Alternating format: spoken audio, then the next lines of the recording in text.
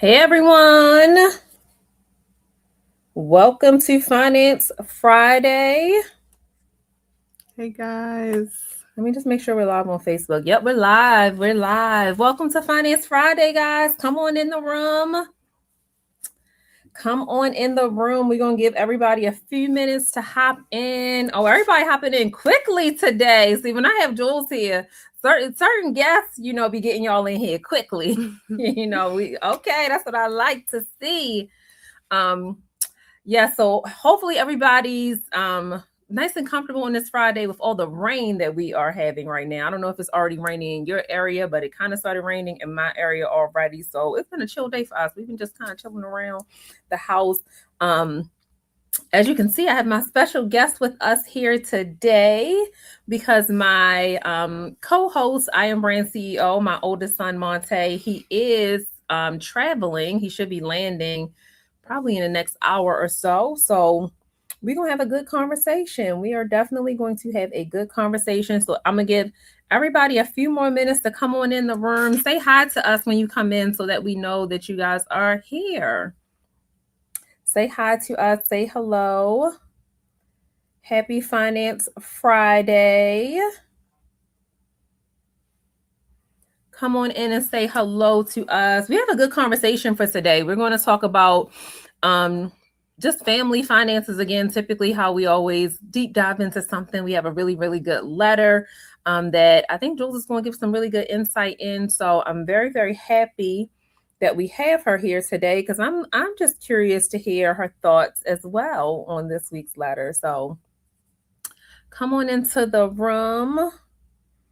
We want to be efficient today because tomorrow is my son Martise's graduation party. Martise was a guest on Finance Friday, the CEO Lounge, a few weeks ago, preparing for his graduation. So we will be celebrating Martise this weekend.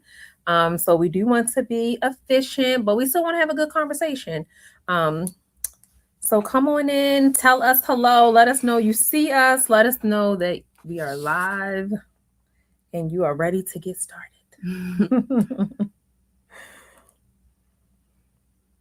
All right, Jules, you ready to rock and roll?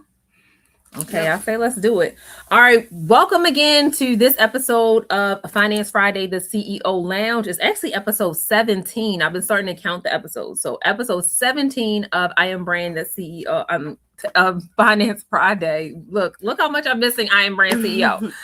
Finance Friday, the CEO Lounge. I am your host, Dr. Ebony MacArthur, and I'm here with my amazing daughter and co-host. Thank you, Jordan, for being here.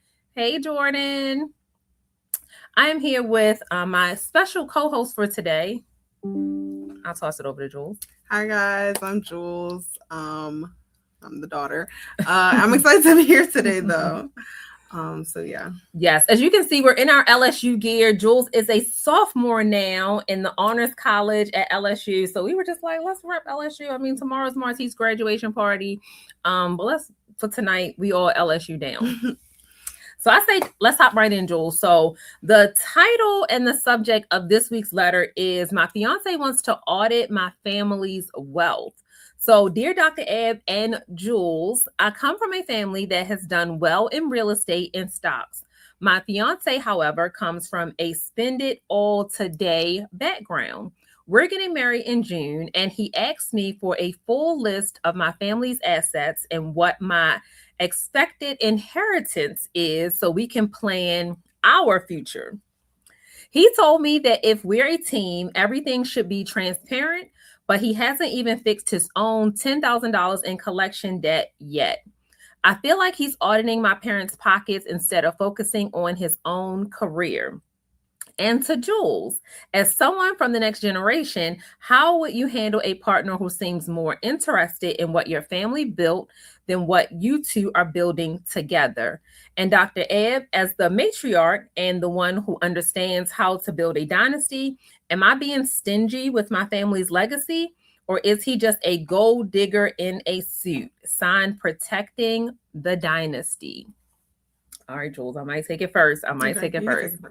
Yeah, so I don't know about our wealth. I'm a little suspect on that a little bit.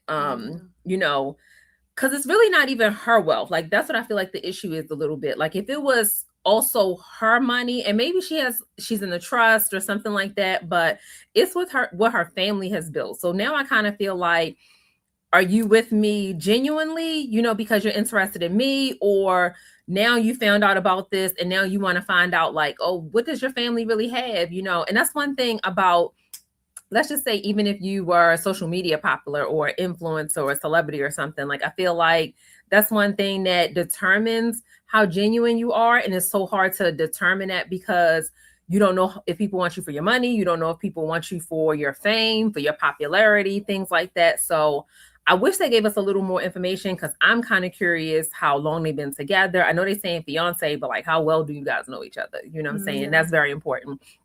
I don't know their age, so that's very important as well. If I knew how old they were.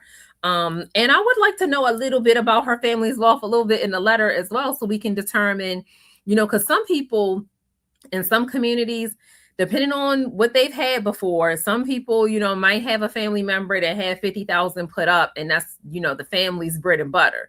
But are we talking about 50,000? Are we talking about millions? Are we talking about billions? Are we talking about millions of dollars worth of properties, things like that? I'm just curious. So they actually have a question for you directly that says, as someone from the next generation, how would you handle a partner who seems to be more interested in your family? And I think that's a good question for you specifically, because, we sit back, and I'll just be a little transparent. Jordan's saying hi. I'll be a little transparent that, I talk to my children about that specifically, because I do kind of feel like I want to know if they're from, what family people are from when they are trying to get to know or court my children, because sometimes being public, people may see, your family is public. It's very easy to find us. It's very easy to Google us, things like that. So I'm always curious about their family and what their motives is. And I'm always trying to guide my children through conversations to have when it comes to those things as well.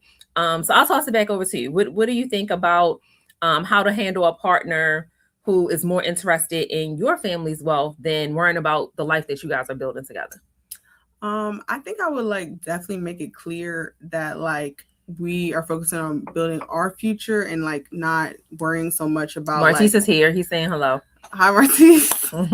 And not worrying about so much about what our family, my family has been building, but definitely focusing on what we are building together, me and my partner, not just oh, what has your family done or what are they going to do. So I would definitely reassure the fact that that's not the main focus. We should be kind of focusing on the present, not just only kind of you said, what your family has to offer. And also that shouldn't be the main focus of oh, what does your family have that basically would also be then passed on to your spouse once you guys, get married and things like that. And that is a specific thing that you have to consider when, you're being with someone and when you're picking your partner. So yeah, I would definitely just not try to make that the main point, definitely just emphasize that this is what we are building together, not what my family or my parents have built for us. So would you tell him, would you tell him, because it says on here, they want to know my family's assets and my expected inheritance. So would you tell them yeah, I'm expected, if my mom passes away, then I'm gonna get 6 properties and this and that? Would you tell them? No. Okay. No, that's not his business. And like I said, he shouldn't even be worried about that. He should be worried about us and what we have going on, not what my parents might have left for me. And I don't understand what the, kind of like you said, what the importance of that would, of knowing that would be. Yeah, why we have to include it in the conversation. Exactly. And the main thing is, they said also that sign protecting the dynasty, that he has $10,000 worth of debt. So that's another thing that's kind of we need to have a conversation about our own situation. How can we possibly fix this? And I don't know her financial situation, because again, we're talking about her family. Yeah. So is she also in debt? Because people assume, let's take a moment to speak about this. People assume that what your parents have is what you have. What You know what I'm saying? They assume that what you worked hard for is also, what your parents work hard for is also what, is just being handed down to you. And I'm all for being a Nepo baby. I'm all for nepotism, 100%. I always say all the time, my kids are Nepo babies. I promote it. I'm okay with it. Any resources that I have, I definitely will hand over to them. However, I remember Shaquille O'Neal said one time, like, one of his kids was doing an interview and he was like, who has money? No, I have money. You're broke. You know what I'm saying? So it's just like the same thing a little bit. Like, you're worried about their inheritance and as a family. And think about it. They also said the word fiance. So like you said, apparently they committed to the next level. And what's going on with his finances. So I would be curious about that as well, to just kind of know before auditing the parents and auditing the family and trying to figure out all that they have going on, then just trying to get a little bit more information about, your own situation. So my personal advice would be sit down, have a conversation with each other about your own finances, and pretty much have that talk to say like, hey, I understand what's going on with my family, but my family's not me. You know what I'm saying? Like, I think that she should make that very clear just so maybe the conversation don't even come back up again. Like, I feel like it's a little bit of shut it down. Yeah. And especially since, well, like you said, we don't know how long they've been together or anything, but especially if this, like, they just got together, like, it's kind of like, whoa, like, slow down. Like, yeah. Oh, and she said that they're getting married sometime in June. Yeah. Getting married in June. Okay, so by the time we got around to this letter, they might be married already, girl. Protected the dynasty. If you're married already, hopefully you had this conversation. You know what I'm saying? Hopefully you're not only going into having a conversation about your family's finances, but hopefully y'all even cleaned up this $10,000 a little bit. Because $10,000 for debt is not a lot. I don't know their income. Depending on your income, it could be a little bit. So I just need a little bit more information, but I would definitely kind of shut it all the way down, in my opinion, where, I'm not even having no conversations about my family. Like, they should be off the topic completely. You know what I'm saying? And maybe I wonder if she's brought him around the family and he's seen a little bit of, because a luxury life. What does his family have? Like, what is his inheritance? Why is that not coming up? Why is it only hers? Like, I don't. Talk about your family life. Yeah, I was saying, it shouldn't just only be focusing on her family. What about your family's wealth as well, or what they do have? That should be, if that's going to be a conversation, it should be evaluating both sides. People, not just one person. I put a little poll up, and I know that everybody's quiet in the chat. I definitely want to hear you guys' opinion. But I want to start with a little poll, and I just wanted to see how much feedback we get on this. So the poll actually says, how long before dating should you start talking about finances? So we've been getting a lot of letters. I know that finances and relationships are important, and finances is one of the biggest things to me. While people break up, they get divorced, all types of things, like it could be a huge piece of somebody's relationship. So I'm just curious, after this letter and week after week, we always get something intertwined. Okay, so I want to know, how long before you start talking about finances? Is it immediately? Are you like a first date type of talk about the finances? I'm just curious, Julie. Are you a first date, first conversation talking about, how much money you have? Definitely not. And if somebody asked me that, I would probably feel uncomfortable. Probably wouldn't be a second date after that. So not immediately. What about Steve Harvey used to always talk about the 90-day rule. So that's why I included this as an option too, because if anybody's ever read Steve Harvey's book, then he talks about certain things happening right around the 90 days. Like, is 90 days significant to you, or it doesn't really matter? It just depends on how the relationship is going. Yeah, I think it depends on how the relationship is going. My answer to this poll would probably be 3. When you're officially boyfriend and girlfriend is the third one. And the fourth option is everyone should just focus on their own business. Like, are you one of those people that feel like, focus on your stuff, I'll focus on my stuff, you get your stuff in order, you come to the table already financially stable, I'll come to the table already financially stable, and if we decide to have some conversations together, then we do. Like, are you that person? No, I don't think so, because I feel like when you're trying to build a relationship, especially, you guys are kind of focusing on building together, so like doing your separate thing, I kind of feel like that would be hard to, like, it could work, but like I feel like that would be really difficult, and I feel like it would be easier if you guys are like coming together and kind of like, bouncing ideas off of each other and working together. Yeah. And not just like separate when it comes to that. Like, I don't think that would be like the most beneficial. But I'm gonna give a little pushback. So my pushback on the officially boyfriend and girlfriend is, Marty said check the pockets first. Check the pockets first. Okay. Marty said 3. Guys, that's not the only thing that matters. We got a 1, we got a 3. I don't want nobody checking my pockets. I don't want to be pocket watching. My pushback would be, my only pushback would be about 3, where it says, officially when we are boyfriend and girlfriend. I don't know if that's too late. Like, I feel like, is that too late? Like, now we're official. Well, I mean, it depends. I feel like naturally a lot of people date like at least 2 months in, so that's not, or 2 to 3 months before they say it's official. Yes, before they say it official. That's like the common dating timeline is like 2 or 3 months. They're making it official. So I feel like that's a good amount of time. Like, that's not around the 90 days a little bit. Yeah, that's around 90 days. So that's close to the 90-day rule, just to see, what is going on with, your finances and asking those questions. Yeah. People don't take months to ask people out. To find out. People out like 2 or 3 months in. Well, asking them out or dating, but like we're officially boyfriend and girlfriend. Like if we're together already, maybe we possibly should have talked about it before we became official. Because I don't know if I'm becoming official with someone and maybe they are in a lot of debt. Maybe they have bad spending habits. So again, hopefully you would have seen that by then a little bit. I don't know. Marty said you got to ask what they do for work. That will probably get you the answer, or at least what their future will be. That's a good one too, Martise. That's a really good one to find out what they do for work. And I think I was just about to get to that a little bit. If you start asking those kind of questions, like say, like Jules said, that 2 or 3 months does go by.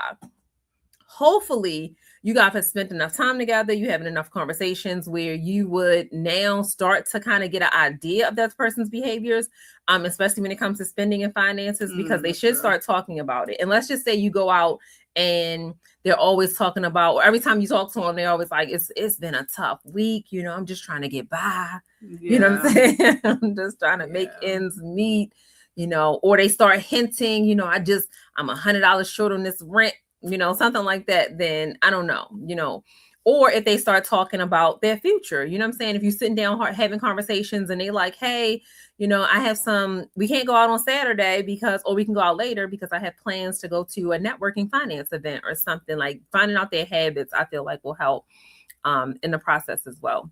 Mm-hmm. So yes, that's a good poll. Thank you everybody for participating. I thought about that earlier and I was just like, with all of these letters that are coming in about relationships and finance, like how soon should people, start to have that conversation? Mm-hmm. So thank you everybody for your participation in our poll. And the last thing I actually put, the previous weeks I was putting some little notes down. So I had some little notes in here as well. That was just a quick talking points. So one of them was how to legally shield your family's assets before you say I do. Mm-hmm. So pretty much, should you hire an attorney, before? Should you get like a prenup? Prenups, I'm iffy between them. Like, what should you do? What's your thoughts? I would probably say like, especially if you don't like exactly know how to handle that stuff, I would definitely say like go to an attorney about it. I don't know about a prenup though. I mean, a prenup would be safe. Yeah, because a prenup is protecting what you have before the relationship. Yeah. Anything y'all have together. But if you don't trust the person, that's a trust factor. That's a trust factor. Because now, if you run and go get a prenup, then it's kind of like But let me tell you, I feel like in life, everything is good when it's good, and when it's bad, it could be bad. You know what I'm saying? Mm-hmm. So just protecting what I have already. A piece of it would be to your your partner in the future before you get married. It could be like, well, hey, why are you really too pressed on what I already have? Because if you're not worried about taking it, you should be easily able to sign a prenup. You know what I'm saying? That's you leave what you have, I leave with what I have, and then we can grow together. So not saying that I would do it. I don't have a prenup. You know what I'm saying? Let me see.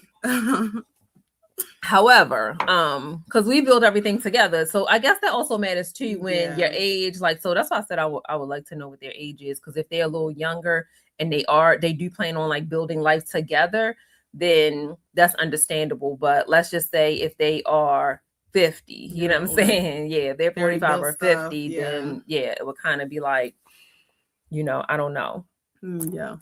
So another one that I had, Josie, as a talking point was how the next generation should vet a partner's financial habits before letting them into the dynasty. So we kind of talked about that a little bit already. But what's your thoughts on, like, say you're on a date, what's the vetting, or even not on a date immediately, like in that one conversation, but throughout the talking phase, like what's the vetting to know if they got a good mindset financially?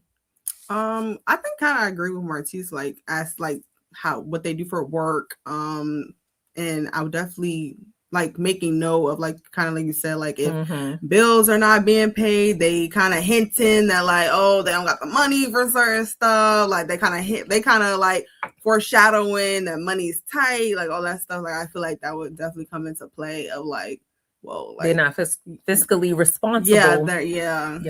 Like the and I always get pushback too. Like, again, the age to me really matters. So I wish that when you guys send things in, let us know your age. That's a big help, especially because the way we do the podcast is, a lot of times I bring my children in as special guests. So, we're from different generations. So I like to know the age, because I also am one of those people, because I have, adult children. I'm not expecting like people in their 20s to have it all together. So even saying he has $10,000 worth of debt, it could be $10,000 on a Capital One card, but the balance is $20,000. You know what I'm saying? And it's at a 50% utilization or something like that. So then it's kind of like, I mean, is he being so irresponsible, or is it an $8,000 credit limit and he spent it up to $10,000 or something? Like, and now he is behind and he's not paying the bills. And also when you're young, like it's kind of hard to start making that much money like so early on when you're just not starting. So like your pay might not be flowing like that fast. So you gotta get, like, kind of like you said, the age kind of is an indicator when it comes to this stuff. Well, actually, I take that back. I just went back to the letter. She said $10,000 in collections. So he hasn't been paying his bills. So protecting the dynasty, he hasn't been paying. That's another problem. Yeah, he hasn't been paying his bills. Protecting the dynasty, definitely protect your dynasty. Make sure you do not talk about your parents and your family's wealth. Start building with him. You accepted the proposal. So, clearly she signed herself up for this. And that's a whole nother conversation, because that's what we do sometimes. We sign ourselves up for the wrong situation, and then when we get in the situation, then they want to get out. Then they want to get out of it. Then they're, drowning in all of these things. When people have showed you who they are, like, that's the number one thing that I teach my children. When someone shows you who they are, please believe him the first time. Like, so he has showed you that he is in collections and you are going along with it, and maybe you're not in collections. That's another thing too. Are you not in collections because your family helps you out a little bit, or are you just also that sound with your finances? So I feel like I need to know a tiny bit more. And I had one last thing to get your thoughts on is, and these are all red flags. So I want to, my little things are red. We should have had a little red flag over. My things are little red flags. So when financial transparency turns into entitlement. So I thought about that with this letter as well, because I feel like she's saying that her fiance feels like he's entitled, to know. Because now he's the fiance, and now that means they're about to get married. So now he's about to be the husband. So now it's like, now I'm your husband. Like, kind of a bad look, kind of a hard situation. Kind of like you said, I wouldn't have accepted being like, oh, let's get married. And especially in June, that's kind of quick. But yeah, it's kind of like, do you feel entitled to know the information that's going on personally? I should have put that as a poll as well, because I'm just kind of curious.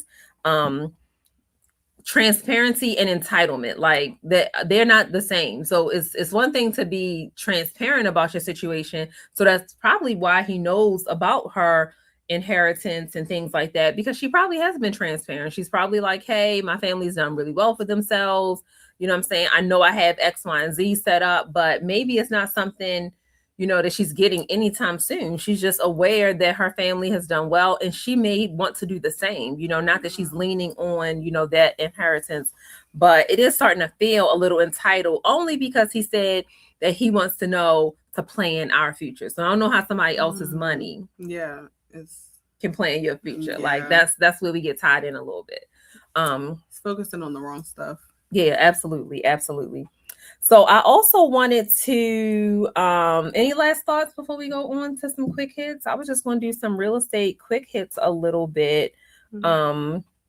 So I did mention that Jules is a licensed realtor at the brokerage. She got her real estate license when she was 18. People always like to question my children. I say this all the time. They always like to know, did your mother force you to get your real estate license? Am I forcing you to now be a part of the family business? So before we do our quick hits, I share a little bit, Julesy. I think the people want to know a little bit about you, a little bit about how you like real estate. She's just home for the summer. Let me just say this is your first summer home since being licensed. So she's really starting to learn like the boots on the ground stuff about the industry, but she's been raised in the industry the entire time. So it was easy for her to go in there and kind of know like most of the things to pass the exam, get that done. But now the hands-on part is what she's going to perfect. But just share, Julesy, what's your thoughts? So and I do talk to Julesy like a baby. So if y'all go back and y'all hear me talking to Julesy like a baby, then I do talk to Julesy like a baby. Yeah, if you guys are wondering, my mom did not strangle me and tell me to take the real estate classes.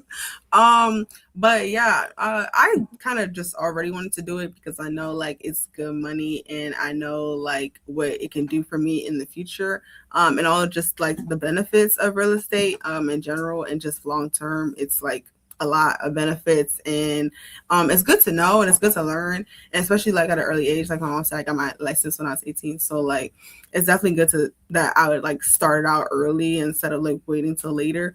Now I don't know if I'm investing my whole life in this like my mom, but I do like it. It's definitely like, I don't know about my main focus because I do kind of have like something else that I would rather focus on, but I would definitely still like continue it and continue to do it.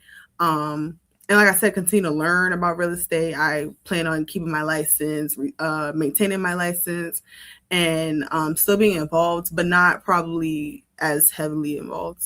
Because what people always ask you, they think that like you're going to be a broker and own a brokerage like me and all those things. So that's why I always say like, no, she has her own path. You know, she's a kinesiology pre-med major. She's our up and coming second Dr. MacArthur. And Julesy is really, really passionate about the healthcare industry.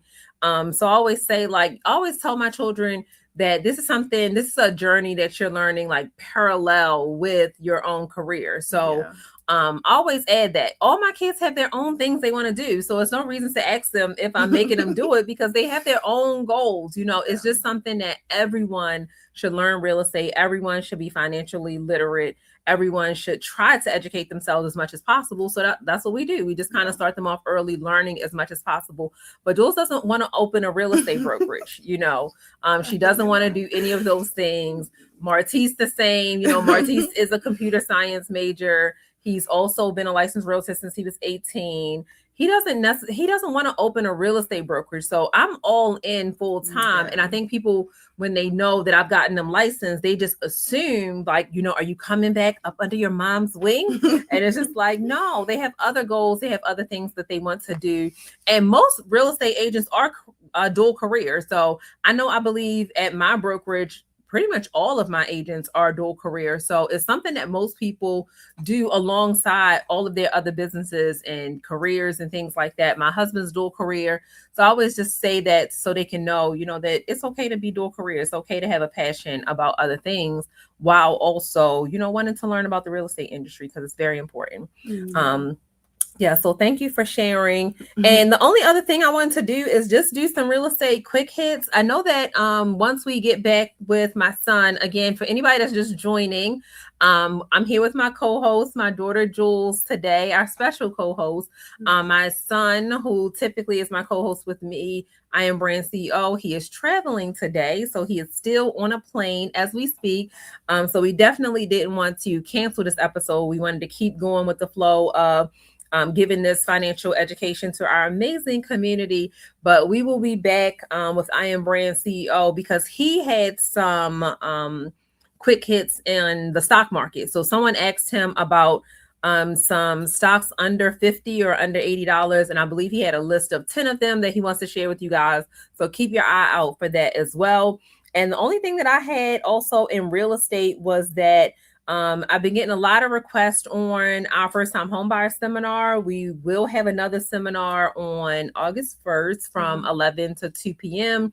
And anytime you come out to any of the summer events, my kids are typically there because they're, again, home from college for the summer. So if you're interested in becoming a first time homebuyer, then August 1st is our next first time homebuyer seminar. Again, at MacArthur Realty Group between 11 and 2 p.m. We do also have our Eventbrite listed for the fall business networking mixer. So our summer mixer was amazing. Shout out to everybody that came. Shout out to everybody. Oh, Jordan said, I'll be sure to be there. Yes, Jordan will definitely be there. Jordan says she's excited to be at the first time homebuyer seminar. Yes, if you come out, you'll see everybody at the first time homebuyer seminars also. But if you're a local business owner and you're interested in networking or collaborating, all of those things, are growing your business with other local business owners, then definitely come out to the fall business networking mixer. It's free through my nonprofit organization, MacArthur Group Community Outreach. Our summer mixer, we had like 125 people registered. So I have recaps of that event all over my social media pages. So if you want to check out how, full the event was, then go check out my social media pages and you can see like recaps everywhere. And we also had the entrepreneurship panel. So before we end really quickly, Julesy, I just was also going to ask you, what do you think about my panel? That was my first time kind of putting out my entrepreneurship panel, kind of going over. So let me describe what we had. We had 3 entrepreneurs from different industries, all different, one had been in business for a long time, one was full-time, 2 were dual career, things like that. And we kind of asked them questions about being a business owner and professionalism and what was some of their thoughts. Do they plan on trying to do that business full time? Because again, similar to what Jules said, people just assume that everybody wants to do their business full time. Everybody doesn't want to do that. So I really like sharing that piece of it as well. But I really want to bring the panel back. So what was your thoughts on our panel? And should we do it again for the fall business networking mixer? Yeah, I really like the panel for the summer business mixer. I thought it was very insightful. I thought everyone had a lot of like good advice to give. And I kind of liked also the perspective that they were giving it from, like the fact that a lot of them, well, some of them, like you said, were like just starting, or it was kind of relatable also, like some of the points that they were talking about, and like, we've been through these things, like I've been through this personally. So it's kind of nice to also like hear from somebody who like directly went through something that you might be thinking about, like when you're thinking about like starting a business or or being discouraged or whatever, and they kind of let everyone know like they've been through these things, they felt these things, and like basically you can overcome it and like still be successful regardless. So I thought it was really insightful. I thought it was really nice, and I thought it was a good add on for the summer. For the business mixer, yeah. Because we typically don't do that. So I just impromptu put this panel together. Yeah. But everybody really, really loved it. And I like the fact that you add that, they shared their personal side and really talked about, things that they had challenges in as well as a business owner. So yes, if you're a local business owner, definitely come out to our fall business networking mixer. I'm going to probably put another expert panel together of some entrepreneurs, and it really touched a lot of people in the room. So that's going to be something that we kind of play with a little bit and perfect it and get some more people out there. But yes, we definitely appreciate you guys joining us for this week's episode of Finance Friday, the CEO Lounge. And even though my son is not here with us today, we're going to leave with a mental health moment that is in line with what we say every week. Continue to check on your strong friends. We're still in June, which is Mental Health Month for men. We had Father's Day just a week or so ago. So definitely continue to check on not only the men in your life, but continue to check on your strong friends. Call them up today and see how they're doing. Take this weekend to call up someone that you haven't spoken to in a long time. We have Martise's, again, graduation party tomorrow. So we got about 100 people coming in just a few short hours. So thank you guys for joining us. We're going to continue to prepare to celebrate Martise and his graduation. And hopefully we may have Martise on the show soon. Everybody's asking us for a family episode. So we got to have a moment we can get all the family together in one room and get everyone on a conversation. And then maybe we come up with some talking points and get you guys to send some information on for questions for each of my children or my husband or anything that you want to know, and ask us personally and really share, a more personal side of our family, because we get that question all the time. So thank you again for joining us. It looks like Rome is hopping in. He's saying, hey, pretties. Hey, Rome, thanks for being here. But yeah, so thank you all again for being here for this week's episode of Finance Friday, the CEO Lounge. If you are not able to make it, trying to rush home from the rain, then definitely catch the replay. Oh, AP said, hold up. What's going on, AP? You got a question for us? Oh, he said he has a question. Okay, let's take some questions. We ain't had no questions in the chat, so we was moving on, but we got time for questions.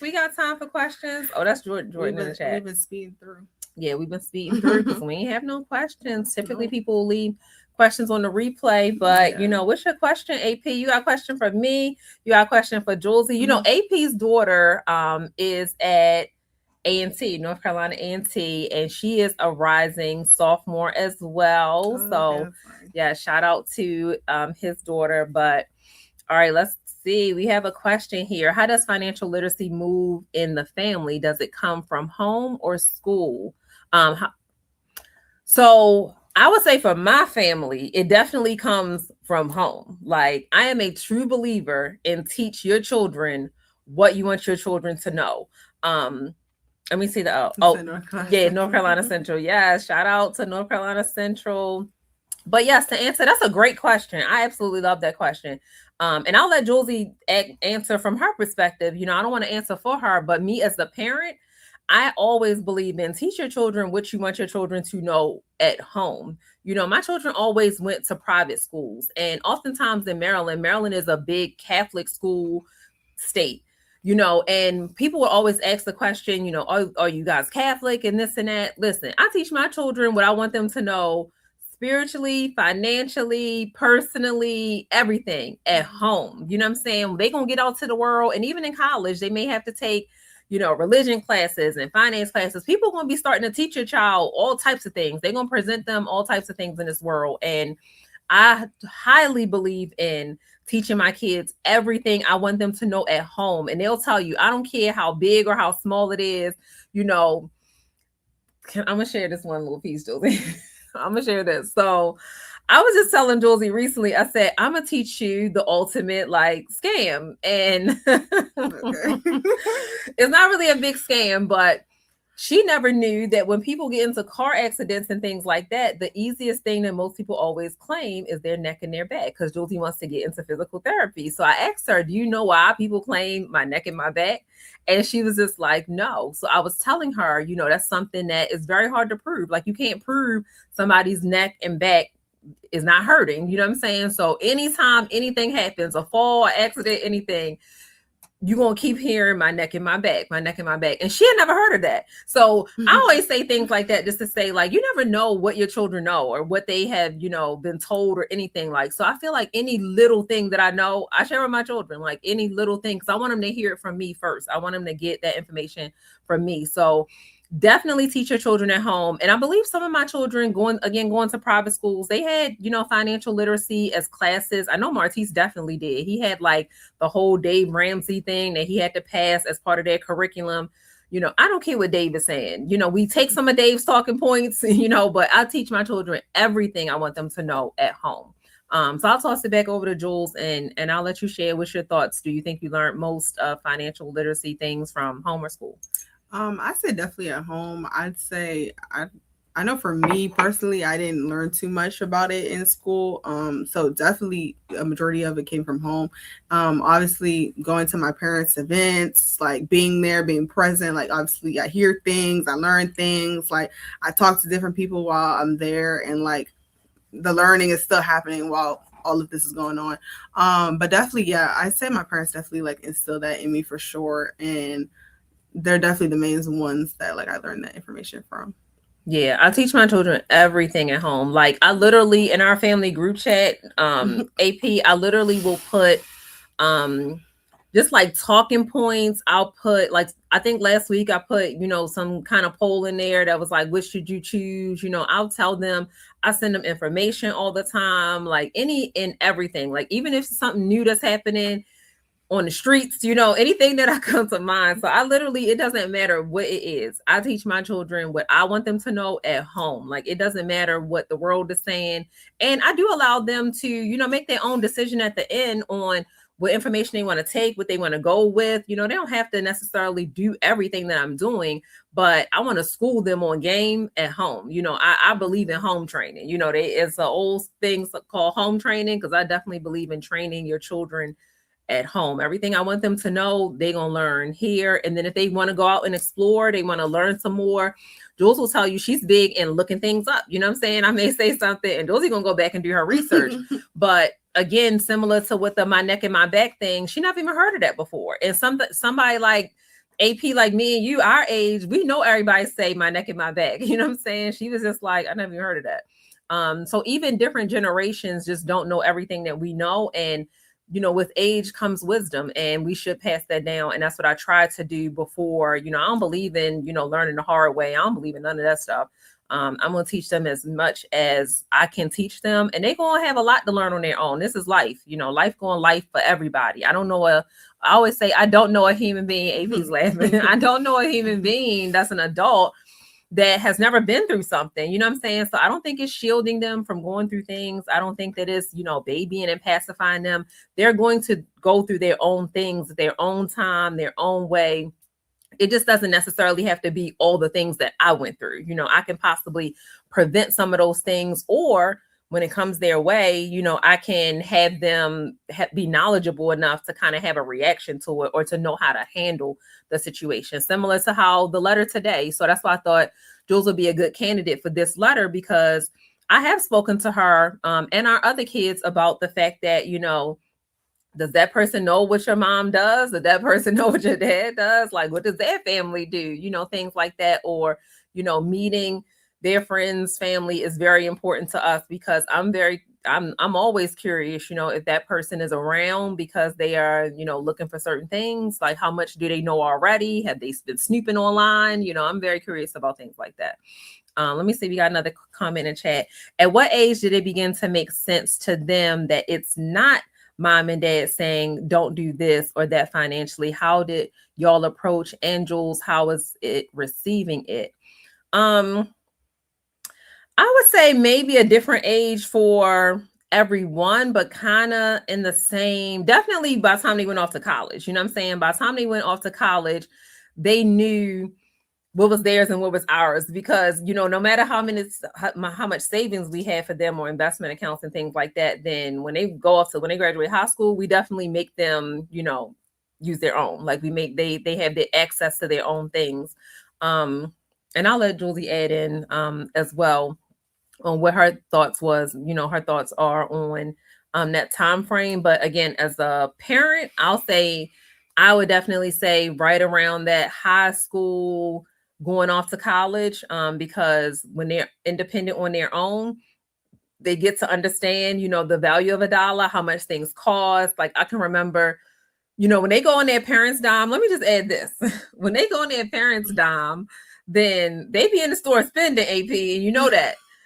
Julesy went off to college and went into Walmart and started buying stuff on her own. She was coming back with a budget. She knew nothing was, she was like, "Ma, I went in and out. I spent $50 and I'm out." You know what I'm saying? Like, she started knowing how much things cost. So it's a learning curve in that as well, allowing them to go out and branch off. But the thing about it is she knew the fundamentals before she even got there. You know what I'm saying? So what's your thoughts on that, Julesy? For me, I'm not gonna lie, I'm not a spender. Like, I definitely don't spend that much money. And I probably started around like maybe sophomore year or so, when you got me like my own bank account. And that's when I also I got my own credit card and stuff, which was nice.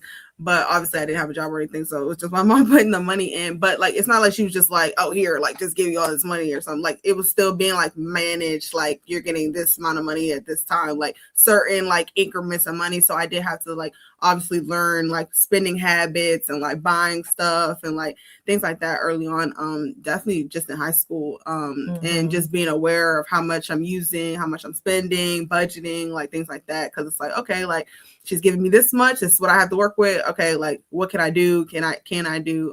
And things like that. And then definitely got really real when I got to school for college. Because then it's like, oh, like, I can't just ask my mom to just, I mean, I still be texting her sometimes, be like, "Oh, like, can you send me this?"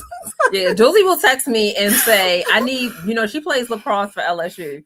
Yeah. She'll say, "Ma, can you send me 4 cases of water?" And I'm just like via DoorDash to Louisiana.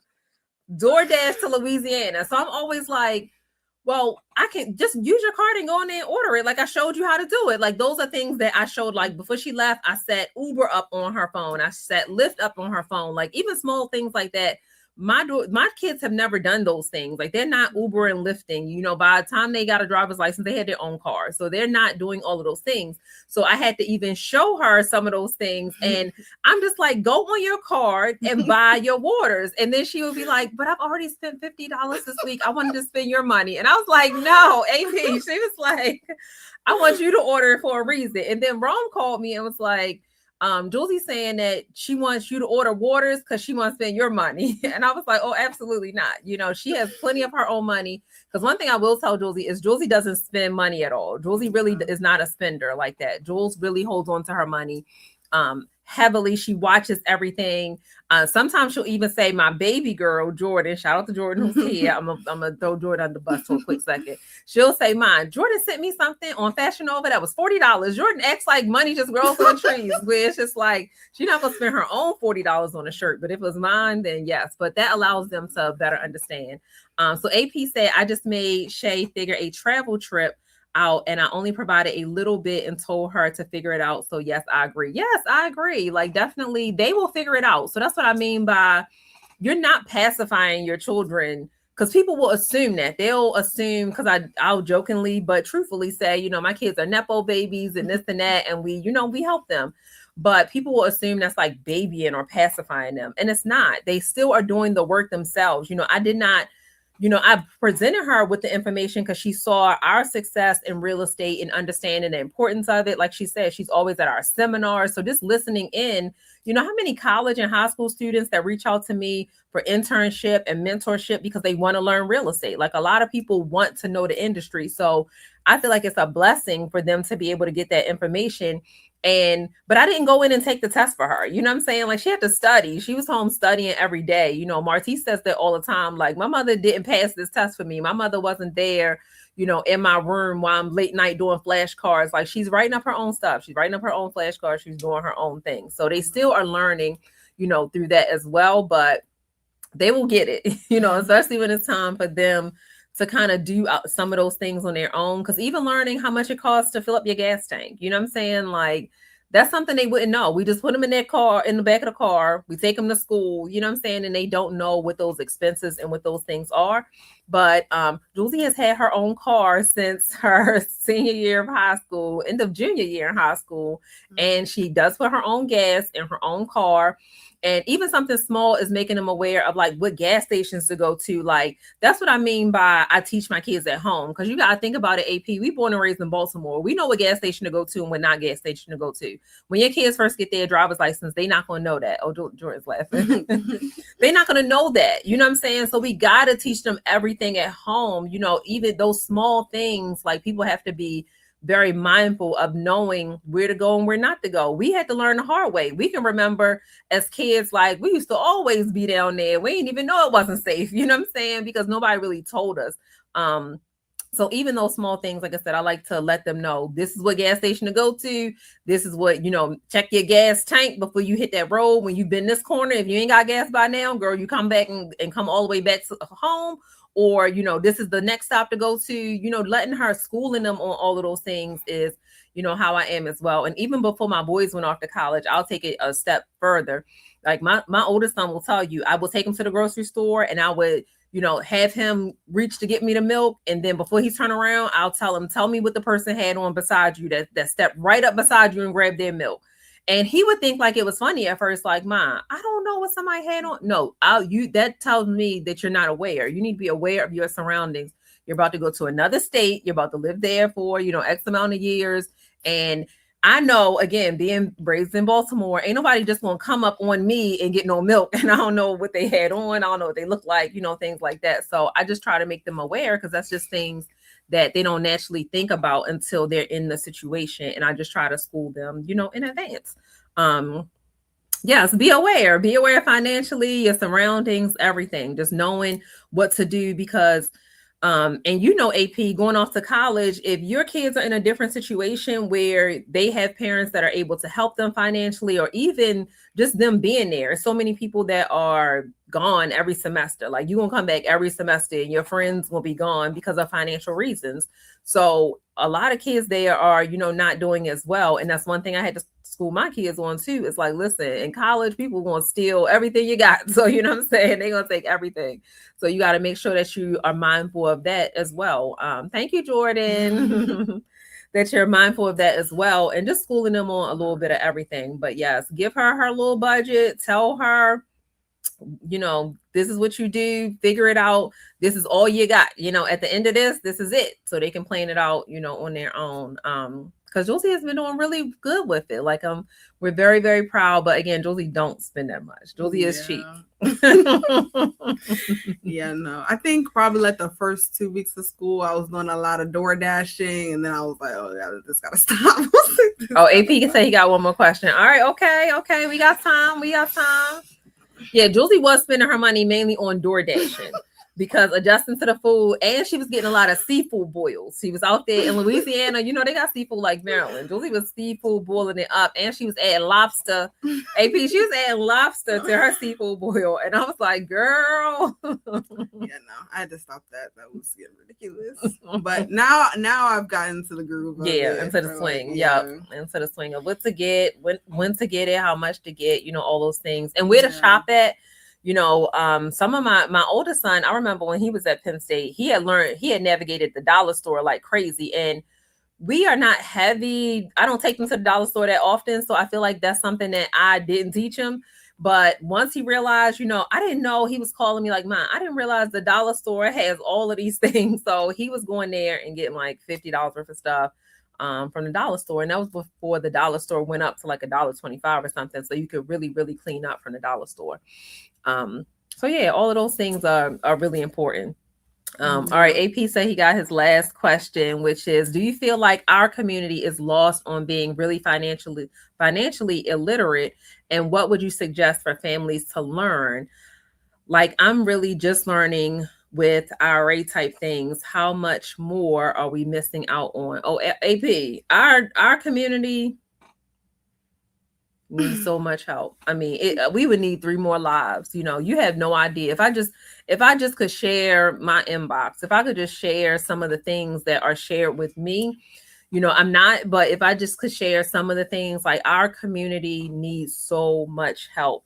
You know, I taught my first class for Dr. Boyce Watkins, the Black Business School, and he interviewed me for a moment on his Money in the Morning show. And the first thing he asked me was, why are you so passionate about our community? Like, I'm serious. Like, I know you're a Black woman, so forth. I know you have all these credentials, but why do you want to educate the Black community? You know, not everyone wants to do that. And my only answer is we need so much help.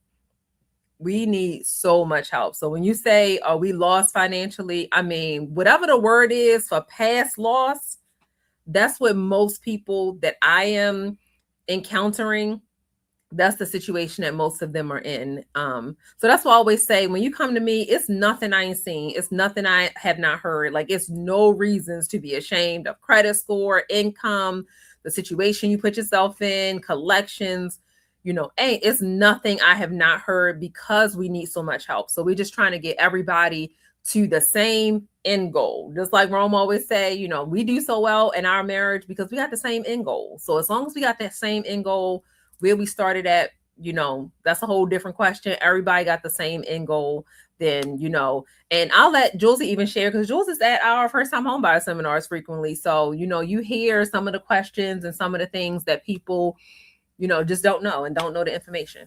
Yeah. At the first time homebuyer seminar, it's a lot of people who, like you said, like, don't know this information. It's their first time hearing it. They don't know the terms. They don't know what they mean. And even just like simple things or things that we might think is simple, like, it's a lot of people that still don't know or understand the process or how these things work.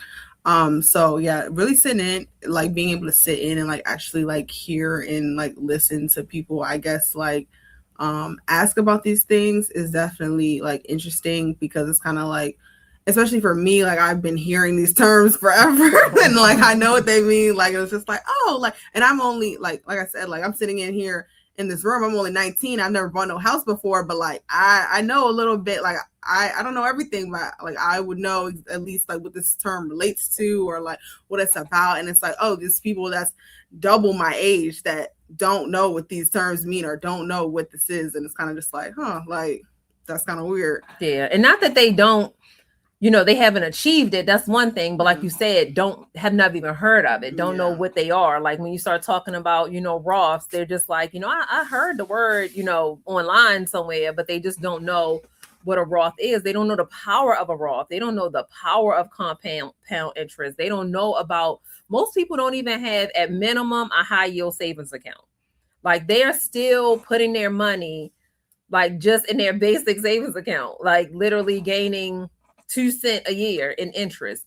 But they'll tell me, you know, sometimes they're proud to say, you know, I have $8,000 saved, but it's literally sitting somewhere where it's just collecting dust. You know what I'm saying? They don't even have that information. So that's why my goal is just to educate our community. Oftentimes, I'll be honest, I used to do, like, as a real estate broker, I used to do like double the real estate transactions that I used to do, because I'm doing so much speaking nowadays. Like, I'm doing so much where, you know, my passion has even shifted a little bit. So if you see me more, you know, working with people, helping them get properties is the ultimate goal, because that's most of the reason why most people come to me. But just even getting them started in the bare basics, like getting their credit together, getting their finances, helping them save, sitting down, having some one-on-ones. Like, I'm spending more time doing that. I just hosted a credit class at Coppin State University, and I mean, my class was full. So Julesy was there with me. You know, people was coming up to my table, and we had 4 pages of people sign in for me to follow up with them. 4 pages of sign-in sheet. So that just goes to show how much. AP also says, this where I am seeing just how much I don't know. It's true, you know, and like I said, it's nothing to be ashamed of. And we had an episode a week or so ago about, you know, forgiving your parents, forgiving your grandparents, whoever that, you know, is in your life. It does come a time where we have to forgive them, and we can't make excuses anymore, because not only are we in the age of technology, I always say we're in the age of too much technology, too much information. Sometimes people don't know what's real and what's not. You don't even know who to trust. You don't know if it's fake. You don't know if it's AI. You don't know if this whole video is real that we just now saw. So not only do we have our, you know, so much technology at our fingertips, but now when you know better, you got to do better. Like, it's too easy now to hop on ChatGPT or Google or Copilot or something and ask, you know, what are the top 10 ways to invest? Or I'm trying to save $5,000 in 12 months. What do you suggest? How much money should I save? And doing that simple calculation, you know, $5,000 divided by 12 months. If you get paid every 2 weeks, then divide that number by, you know, Two, to see how much money per month you need to put out your paycheck. Like just doing things like that. It's just too easy now to get those calculations, to get that information, and to find the best place to even place your money. So, technically it should be no excuses, but people just don't even know how to begin to start the process most of the time. AP also says, well, we're coming because I need a real do-over and setup. Yes, come on over here. Come on over here. Jordan said, yes, I agree. Come on over here. I mean, you've known me for 20 years plus, probably 30 years. So this is what we built. We ain't do anything different. We didn't do anything special. And that's why I do want to get the family show together just for us to talk about, which we kind of hint on some of the things that we've done. And if you've been around, then you may have seen it, but not the in-depth conversation. I had someone interview me this week who's doing a project for their master's degree. And I interviewed for 4 hours, maybe even 5 hours, 2 days straight, just telling a little bit of my life story and how I got started, and just, the in-depth portion of how we achieved some of those things, and how, I was able to just stay kind of grounded in my finances, and how my finances being in a certain situation got me out of a bunch of situations. So, AP, this is another thing I always tell my kids. I always say, I can't promise you that money's going to make you happy. However, think about anything you're going through right now. Can money get you out of that situation? Can money help it? Can money make it better? Can having the money change the situation? If the answer is yes, you got to get your money together. You got to get your money up. It's really just that simple, because money can fix a lot of different things, that's going on in our lives. And it feels good to wake up, in the morning when you're not worried about money, when you're not worried about finances. So definitely come on out, come on to any of our events. I do have to get some more of our financial literacy events on the calendar, Josie, because I don't think I have any more of those. Yeah. But yes, anytime the kids are home, I always wake them up and I get them out to hear, just to be a part and listen in is very important, because you just never know how much they are learning just by listening. Kids are sponges, what I'm saying? Humans are sponges. Our brains are like sponges. So as we hear things, whether you're a visual learner, however you learn, when you're listening in, then you'll grasp some of those things as well. So bring your kids out to the seminar. Oh, remember, Josie, we just had the last seminar. Yeah, it was kids and there. He was answering the questions. Yeah, he knew the answers. He knew the answers. And I was so, AP, it pulled my heart, even because I know the struggle of our community. So, we had a young man, and I posted him on my page, so you can go back and check him out. We did a little small 30-second interview, but he was answering questions that most of the time we can't even get adults to answer the correct answer. And he was paying attention. And I just was so thankful for Mom for bringing him. Like, I think he may have been between the ages of 10 and 12. And I was like, Mom, kudos to you for even bringing your children here today. This is a family-friendly environment. Bring them children and sit them here to listen to this information for free. Definitely bring them. But yes, he was on the money. Like, it was hard. I was so moved by it, where I'm just like, so impressed, because I don't think he necessarily knew the information before he came in. He was really just paying attention and listening. Yeah, he was tuned in. He was locked in, where I'm like, that's a person that's going somewhere. He wasn't sitting in the room just doodling and, what I'm saying? No, he was like 10 years old, locked in. And every time we asked a question, we really wasn't even asking him, because he was the kid in the audience, He was like, yep. He was raising his hand every single time. So it was so cute. But AP, thank you for ending us with some questions, because everybody be shy when they be over here talking to us. When it starts talking about money and finances and credit, people tighten up. What I'm saying? If I was saying some gossip over here, everybody be in the chat. So people tighten up quickly. Brandon said you got to let the kids soak up the knowledge, fam. Absolutely. People don't understand. You have to. You got to have the kids in the room, because I always say, a part of when I tell my story is that I don't really remember my parents the way I am with you guys. And I want to sit down and really tell you guys everything. I don't remember my parents really sitting down and telling me specifically many things. They just kind of showed us, and them showing us the lifestyle, we were just following behind. These are the things that we're seeing them do, not necessarily hearing them do. They're not always sitting down, giving us spitting game, but we're seeing them accomplish things. We're seeing them move up in life. We're seeing them buy properties. We're seeing them, after my father got a few properties, then I seen him pull up in a drop top Benz or something. And I was like, okay, but maybe I need to get me some more properties. It's just things like that just seeing those things. And then when I had questions, I would go to my parents and ask. But sometimes I try to get to my children before they get to the questions. AP said, definitely going to bring my oldest. She would love this vibe. Yeah, bring her out. Definitely bring her out. Love y'all. Love you too. AP is Aunie's cousin. So yeah, bring her out, have her come on out. And AP still gotta come out to the house and hang. So we gotta get you and the family out here, because once y'all get out here, you ain't gonna want to leave here either. You'll be stuck here.